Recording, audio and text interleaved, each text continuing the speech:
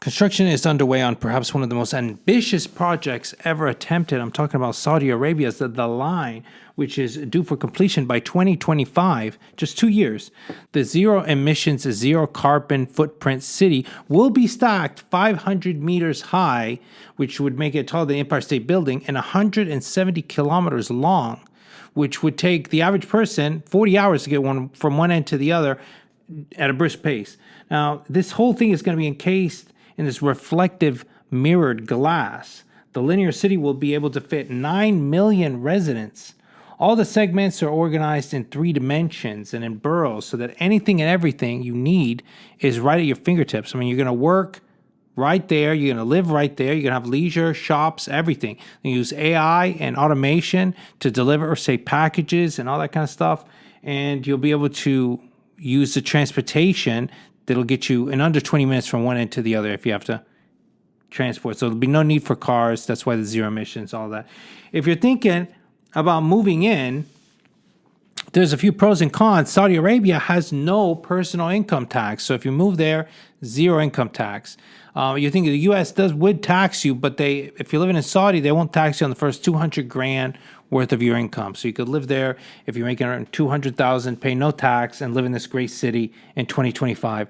Other things like, Saudi Arabia is okay, but they have some crazy laws. I mean, you heard of it.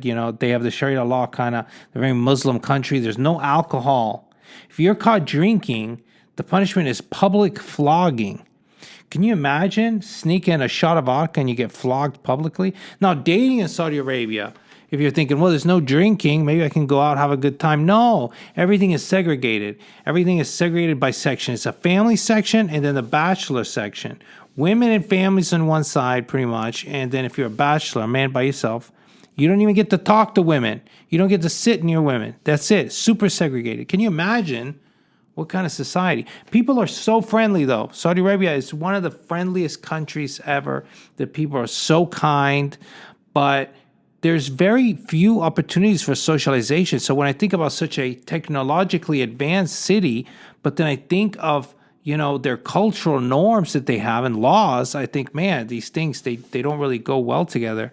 The only way to have a good time is these consulate parties. I don't know if you guys ever heard of this, but a consulate is actually considered, the land the consulate stands on is actually considered that country's land. So a U.S. consulate, when you step into the U.S. consulate in Saudi Arabia, you're on U.S. territory. So every consulate, German, Italian, the U.S., they throw these parties yearly, and they can serve alcohol in the consulate. And so people go to these consulate parties, and they get plastered drunk. I mean, they have bands that come and play. It's insane. It's a complete 360 or 180 from what you usually there, because you're not having bands play out there in Muscat or Oman. Well, that's Oman, but you get what I'm saying, in Saudi Arabia. So you go to these consulate parties. It's just very weird. The whole thing is very peculiar, You might be thinking, maybe Dubai would be better, the UAE, right? And, definitely. Dubai and UAE, that's a lot more permissive. They also don't have any income tax. And it can seem great from all these commercials that are currently always promoting Dubai. Hey, come to Dubai. But they have a horrible sewage system. I mean, they all just dumping it in the water. In fact, if you go swim in Dubai, people are getting sick left and right. There's the whole slave wages and shit going on over there. The whole thing really it's not sustainable.